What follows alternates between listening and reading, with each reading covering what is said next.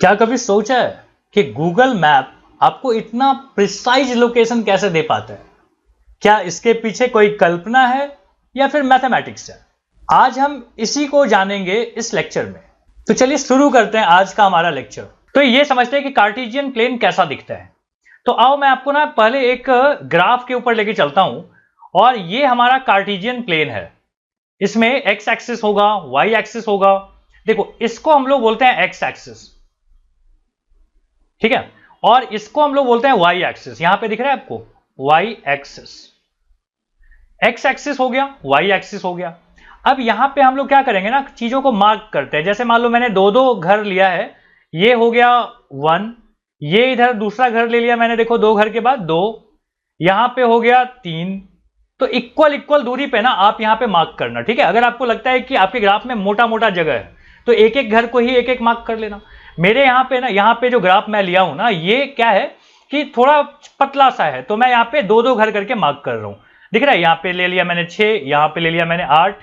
Again देखो, इस तरफ भी ना आपको ऐसे ही लेना है कि ये ले लिया मैंने 1, ये हमारा हो गया 2, केयरफुली, ओके, ये हो गया हमारा 3, ये हमारा हो गया 4 एंड सो ऑन।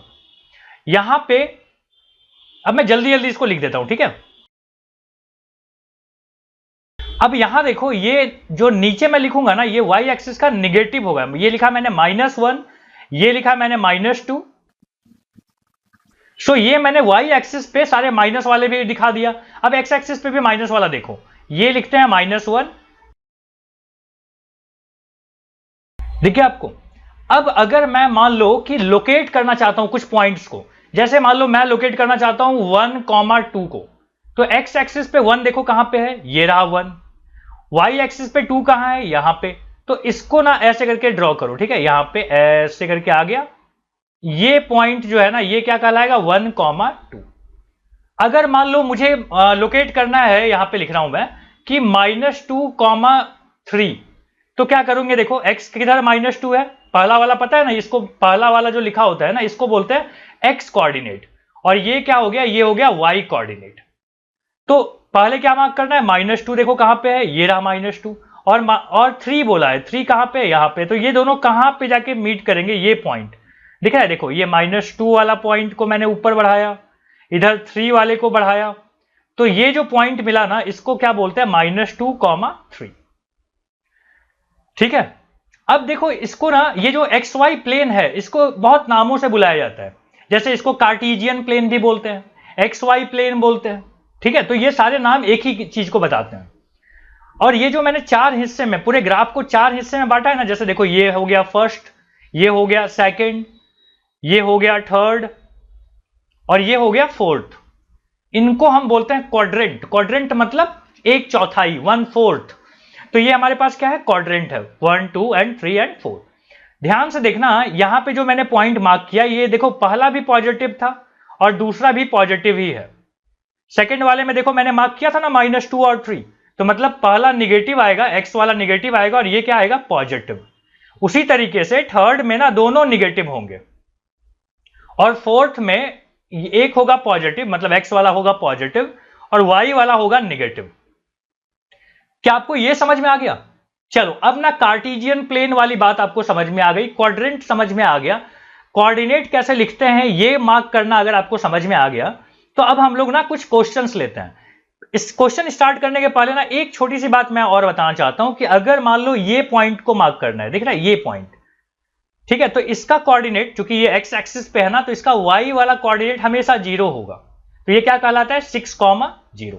अगर मान लो इस कोऑर्डिनेट को मैंने मार्क किया, ये पॉइंट को, इसका कोऑर्डिनेट क्या होगा, तो ये वाई एक्सिस पे है ना, इसलिए एक्स वाला हिस्सा इसका 0 होता है, और वाई जैसा लिखा हुआ था वैसे ही। मतलब एक्स एक्सिस पे हो तो वाई वाला कोऑर्डिनेट 0 होगा, और वाई एक्सिस पे हो तो एक्स वाला कोऑर्डिनेट 0 होगा। याद रखना, मुश्किल तो नहीं है। गुड। अब चलते हैं आगे, मैं आपको क्वेश्चन की तरफ लेके चलता हूं, लेकिन क्वेश्चन करने के पहले ना एक नए वाले बुक में ना इस तरीके से एक पूछा होता है कि थिंक एंड रिफ्लेक्ट, इसके बारे में सोचो और इसका आंसर दो। तो देखो क्या बोला है, बोलता है कि what is the coordinate of a point on y axis. मैंने अभी बताया ना कि वाई एक्सिस पे जो एक्स कोऑर्डिनेट होता है ना, वो क्या होता है, 0 होता है। फिर बोला है कि is there any similar generalization for a point on x axis, obviously x axis पे हमेशा क्या होगा, y कोऑर्डिनेट इज 0।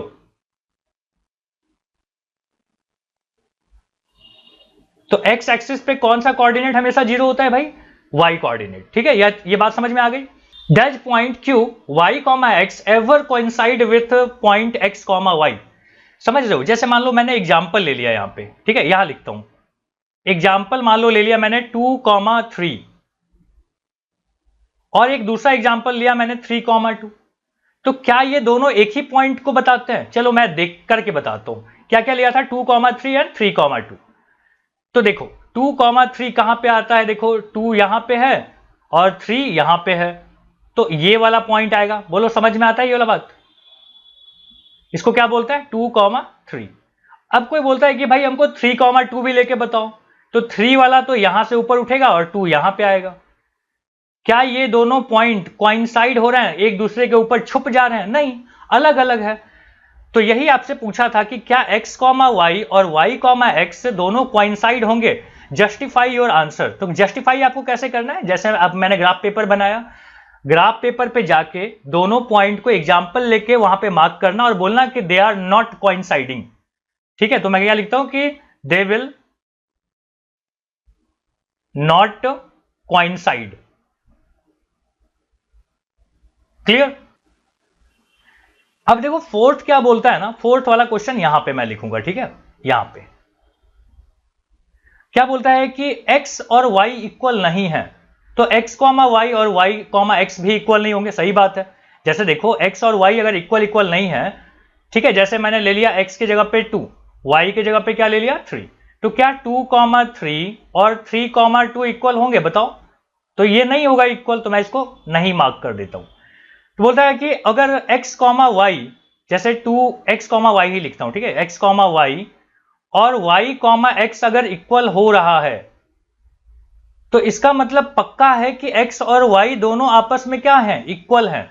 जैसे 1,1 लिखूं, या फिर बाद में जो 1 लिखा है उसको मैं पहले लिख दूं, मतलब अगेन 1,1 आएगा, तो ये कैसा होगा, ये दोनों इक्वल होंगे, ठीक है। तो इसी को बोलता है कि if x is equal to y is this claim true, तो हम क्या बोलेंगे, यस। अगर x और y इक्वल हो जाएं, जैसे 2,2, तो क्या होगा, इसको उल्टा भी लिखोगे तो भी कहलाएगा 2,2, और ये दोनों क्या होंगे, दोनों इक्वल ही होंगे, एक ही पॉइंट को बता रहे होंगे। तो ये थिंक और रिफ्लेक्ट वाली बात ना यहां पे क्लियर हो गया। अब चलते हैं आगे, एक्सरसाइज 1,1.2। अब देखो 1,2 क्या बोलता है कि पेन चेंज कर लेता हूं, ठीक है, ले लिया मैंने ये वाला। बोलता है कि on a graph sheet mark x axis and y axis and the origin O, mark point -7, 0, 13, 0 on the x axis. तो ये रहा हमारा ग्राफ, ठीक है। अब ये ग्राफ पे हमको क्या बोला हुआ है, देखो वापस बोलता है कि 7, पहले तो मार्क करना है भाई एक्स एक्सिस वाई एक्सिस। देखो यहां पे ना मैं ऑलरेडी बना के रखा हूं, तो इसको क्या बोलते हैं, ये जो नीचे में बना हुआ है ना, इसको हम बोलते हैं एक्स एक्सिस, ठीक है। इसको क्या बोलते हैं, एक्स एक्सिस। और ये जो ऊपर की तरफ बना हुआ है ना ये वाला, तो इसको हम क्या बोलते हैं, वाई एक्सिस। और ये जो होता है ना बीच में जहां पे कट हो रहा है, इसको हम बोलते हैं ओरिजिन। ये होता है 0, 0। ओरिजिन का मतलब क्या हो गया, 0, 0। अब क्या मार्क करने के लिए बोला है, और बोला है एक्स एक्सिस पे मार्क करो, बोलता है -7, 0 एंड 13, 0। -7, 0, तो एक काम करते हैं, पहले लिख लेते हैं कि ये होगा 1,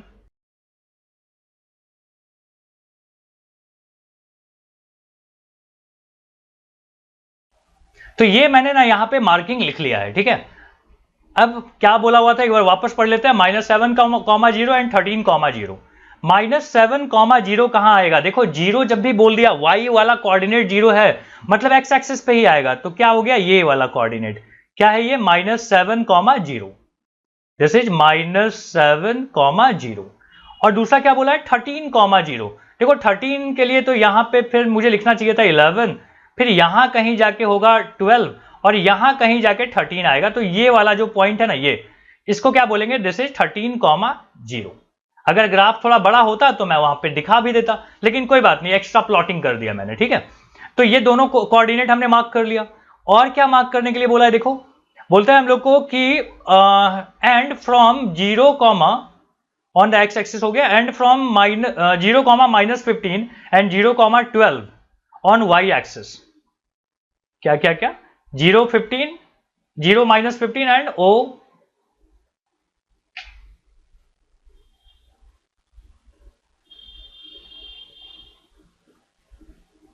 ये दोनों हम लोग को मार्क करना है। ठीक है, तो एक काम करते हैं, फटाफट ना मैं यहां पे भी मार्किंग लिख लेता हूं।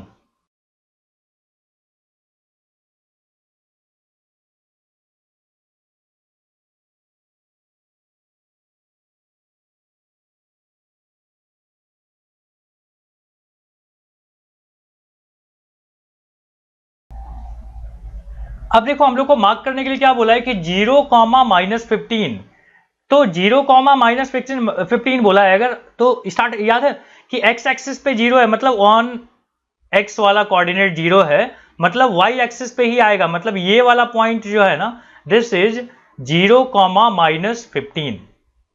और एक चीज बोला है हम लोग को कि 0, 12 पुट करने के लिए, तो देखो 0, 12 कहां आ जाएगा, 0 है स्टार्टिंग में, मतलब एक्स एक्सिस, एक्स कोऑर्डिनेट 0 है तो ऑन वाई एक्सिस ही होना चाहिए, तो मैं यहां पे मार्क कर लेता हूं, दिस इज 0, 12। ये बात हम लोग को ना अच्छे से समझ में आना चाहिए कि मार्क कहां कहां करते हैं। और क्या पूछा है देखो, और क्या बोला हुआ है ना कि हर एक 1 सेंटीमीटर को 1 यूनिट लेने के लिए बोला था, मान लिया हमने कि 1 सेंटीमीटर को 1 यूनिट लिया था। ठीक है, तो ये ग्राफ वाली बात हो गई। अब देखो क्या बोला हुआ है इसका अगला हिस्सा, यहां पे आते हैं। देखो उन्होंने क्या बोला है ना कि हमको यहां पे मार्क करके बताओ कि 8,9 कहां पे पड़ेगा ये 8,9, देखो 8 वाला तो यहां पे होता है। ठीक है, और 9 कहां पे आएगा, 9 आएगा यहां पे, है ना, ये वाला पॉइंट, तो ये पॉइंट यहां जाके मीट करेगा, आप देख पा रहे हो यहां पे, ये एक पॉइंट हो गया। दूसरा क्या बोला, 11,9, 11,9 कहां आता है, ये रहा 11,9। अगला क्या बोलता है कि 11,7 लिख के बताओ, तो 11,7 देखो यहां आएगा। ठीक है, और अगला बोलता है क्या कि where will be the foot of the fourth foot of the table, तो चौथा फुट तो यहीं पे आना चाहिए भाई, और इसका कोऑर्डिनेट क्या होना चाहिए बताओ तो एक बार, ये होना चाहिए 8,7। ठीक है, ध्यान से देखो, यहां से ये 8वां पे जा रहा है और इधर से क्या जा रहा है, 7वां पे जा रहा है। ठीक है, तो बोलता है कि where will be the fourth foot of the table be, तो हम क्या बोलेंगे 8,7 पे होना चाहिए। फिर क्या बोलता है कि is this a good spot for the table, क्या ये सही जगह रहेगा टेबल के लिए, हाँ सही जगह रहेगा, क्योंकि यहां पे बीच में कोई जगह नहीं आ रहा है, कोई बेड वेड को नहीं खिसकाना पड़ा, तो हम क्या बोलेंगे कि yes, we do not need disturb anything, disturb anything, हमें किसी भी चीज को डिस्टर्ब करने की जरूरत नहीं पड़ी। और क्या बोलता है कि what is the width of the table, the length भी बताना है, can you make out the height of the table. देखो क्या बोलता है कि इसका लेंथ कितना होगा टेबल का, तो एक काम करते हैं, टेबल का जो लेंथ है यही तो है, देखो ये वाला है, तो कहां से कहां तक गया है, 8 से 10 तक गया है, मतलब 2 यूनिट का इसका लेंथ है और 2 यूनिट का ब्रेथ भी है। देखो ध्यान से कितना गया, 8 से 10 है, तो ये कितना हो गया 2 यूनिट। बात समझ में आ गई कि लेंथ भी कितना था 2 यूनिट और ब्रेथ भी कितना है 2 यूनिट। और कुछ पूछा है देखो तो कि क्या आप इसका हाइट फाइंड कर सकते हो, नहीं भाई हाइट नहीं फाइंड कर सकते, क्योंकि ये 2 डायमेंशनल हम लोग पढ़ रहे हैं, 3 डायमेंशनल थोड़ी है। तो हम क्या लिख देंगे यहां पे कि what is the width of the table, can, ठीक है, तो हम क्या बोलेंगे कि no we can't find the height of the table, हम लोग कभी भी ना टेबल का हाइट नहीं फाइंड कर सकते, बिकॉज यहां लिखूं मैं, देखो यहां पे क्या लिख रहे हैं कि बिकॉज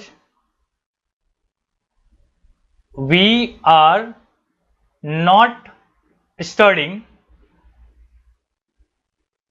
3D, ठीक है, we are studying 2D, 2 dimension. देख रहे हो एक्स और वाई की बात कर रहा हूं मैं, जेड का तो बात भी नहीं कर रहा हूं। सेकेंड क्वेश्चन देखो क्या बोला हुआ है, कितना बेहतरीन क्वेश्चन है ना ये सब चीजें, मतलब लग रहा है कि रियल लाइफ एग्जांपल्स चल रहा है, रूम बना हुआ है, बाथरूम बना हुआ है, शावरिंग एरिया बना हुआ है, इसमें आप खुद से कैलकुलेट कर रहे हो कि दरवाजा कितना बड़ा होना चाहिए, बेड कितना बड़ा होना चाहिए, है ना, तो प्रैक्टिकल क्वेश्चंस लग रहे हैं ना। चलो स्टार्ट करते हैं।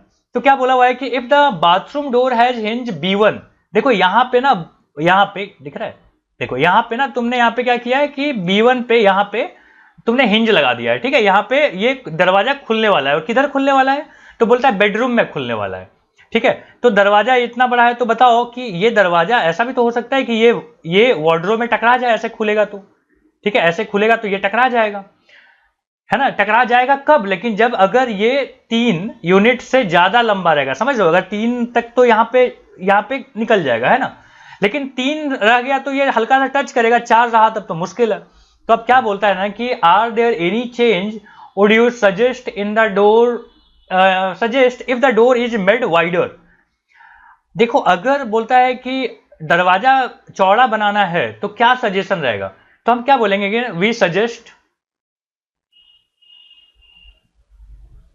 We suggest to move wardrobe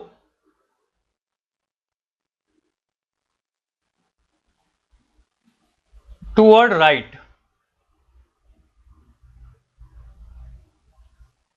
ठीक है। हम लोग क्या सजेस्ट करेंगे कि वार्डरोब को कि भाई इसको थोड़ा राइट में बनाओ, ताकि दरवाजा जो है अगर हमको बड़ा बनाना है तो ये आराम से खुल पाए, ठीक है। तो ये कैसा लग रहा है कि घर बना रहे हो और तुम प्लानिंग कर रहे हो, राइट। तो ये हो गया हमारा। और कुछ पूछा है देखो तो इसमें नहीं, और कुछ नहीं पूछा है। अब आते हैं थर्ड पे। थर्ड के लिए भी ना इसको यहीं पे ले आते हैं ताकि हम लोग को दिखाई देते रहे। देखो क्या बोलता है ना कि look at Rihanna's bathroom, what are the coordinate of the 4 corners OFRP। OFRP कहां कहां पे है, देखो ये रहा O, तो O का कोऑर्डिनेट कितना हो जाएगा, मैं यहां पे लिख देता हूं कि O का जो कोऑर्डिनेट है ना वो होगा 0,0, क्योंकि ये तो कहां पे है, ओरिजिन पे है। अच्छा F का कोऑर्डिनेट बता दो। F का कोऑर्डिनेट कैसा आ रहा है, देखो ये चूंकि x एक्सिस, ये y एक्सिस पे है ना, तो y एक्सिस पे x वाला तो हिस्सा 0 होता है, लेकिन y खुद कितना है, देखो यहाँ पे 9 है, दिख रहा है यहाँ पे ये माइनस, ये +8 है, ऊपर में +10, तो बीच में आया होगा, तो ये क्या है +9, मतलब 9। R का बता दो मुझे कोऑर्डिनेट कितना होना चाहिए, सोच के बताना। x किधर है, -6, समझ लो ना, ये इधर है, इधर इस तरफ है, तो -6, और ये कितना आ जाएगा 9, तो हम क्या बोलेंगे -6,9। और P का कोऑर्डिनेट कितना होगा, P अगेन दिख रहा है आपको x एक्सिस के ऊपर है, तो y वाला हिस्सा तो 0 होगा, और x के बारे में ढूंढ लो कितना आता है, ये तो आता है -6। तो ये हमने सारे कोऑर्डिनेट्स लिख दिया। अब क्या पूछता है,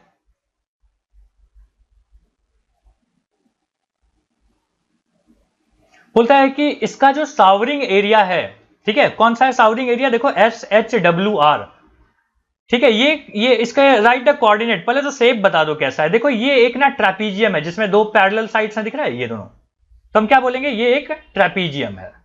तो मैं इसका आंसर क्या लिखने वाला हूं, देखो सेकंड का यहां लिखता हूं, सेकंड का आंसर मैं लिखने वाला हूं कि ये एक ट्रेपीजियम है, ओके। और इसके कोऑर्डिनेट्स भी लिखने हैं, तो चलो यहां पे लिखते हैं कोऑर्डिनेट कितना हो जाएगा। S का कोऑर्डिनेट कितना है भाई, तो S का कोऑर्डिनेट है 6, नीचे भी देखना होगा ना, तो -6,6, तो मैं लिख देता हूं यहां पे S का कोऑर्डिनेट कितना, -6,6। फिर आपसे पूछा है H का भी कोऑर्डिनेट बता दो भाई साहब, तो H का कोऑर्डिनेट कितना होना चाहिए, देखो -3 और 6। फिर आपसे पूछा है W का भी कोऑर्डिनेट बता दो, तो W का कोऑर्डिनेट कितना होना चाहिए, देखो X कहां पे है, ये -2 पे, तो -2, और ये कितना है, देखो ये है +9। फिर R का कोऑर्डिनेट बता दो, तो R का कोऑर्डिनेट कैसे मिलेगा, तो ये है -6, और यहां पे कितना आ गया +9, ठीक है। तो ट्रेपीजियम शेप है और उसके जो कॉर्नर्स है उसका मैंने कोऑर्डिनेट बता दिया।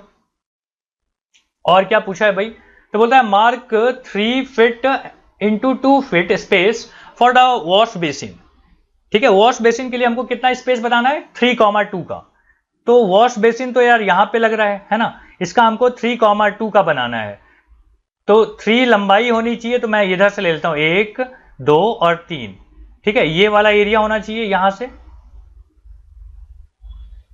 ठीक है, ऐसे।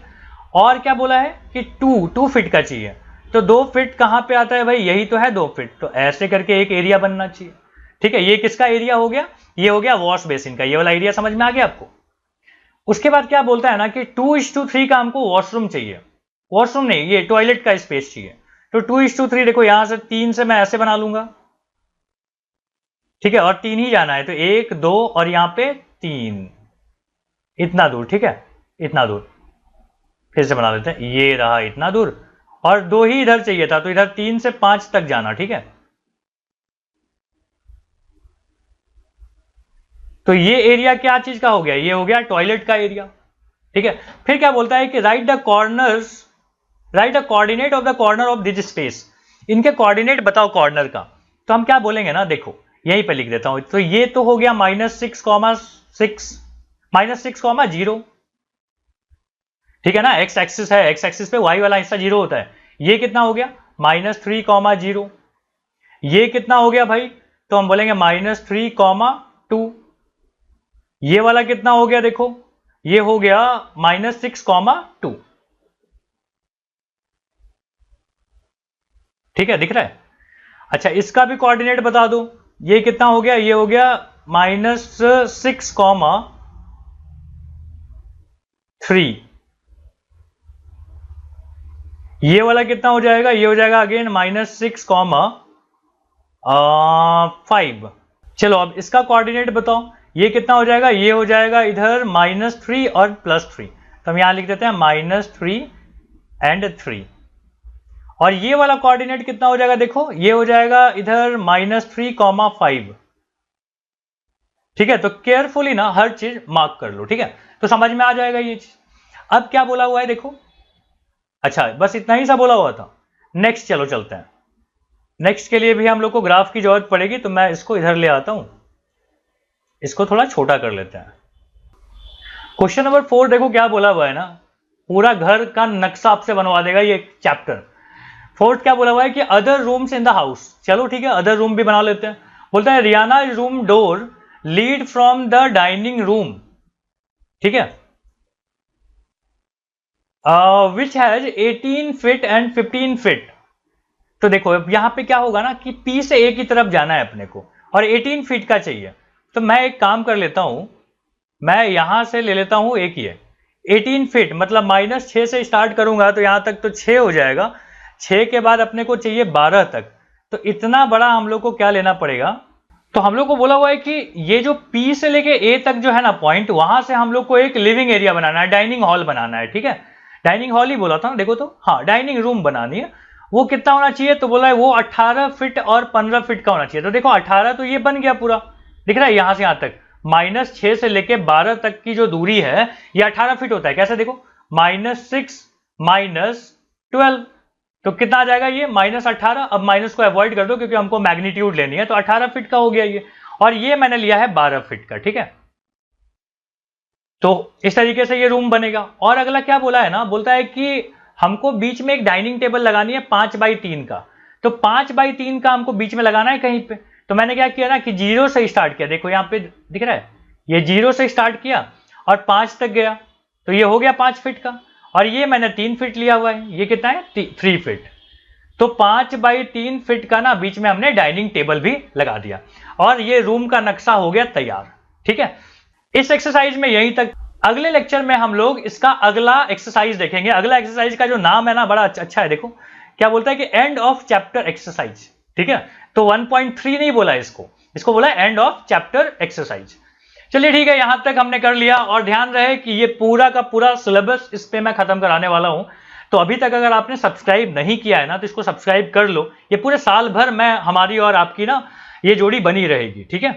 तो मिलते हैं हम लोग अगले लेक्चर में, तब तक के लिए थैंक यू।